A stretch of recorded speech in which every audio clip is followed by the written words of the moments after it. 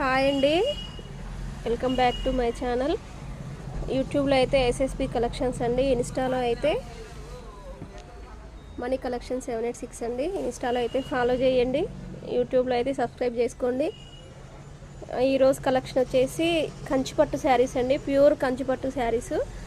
ఈ మధ్యలో వీడియోస్ చేయక చాలా రోజులు అవుతుందండి, కొంచెం సీజన్ ఉంది కాబట్టి.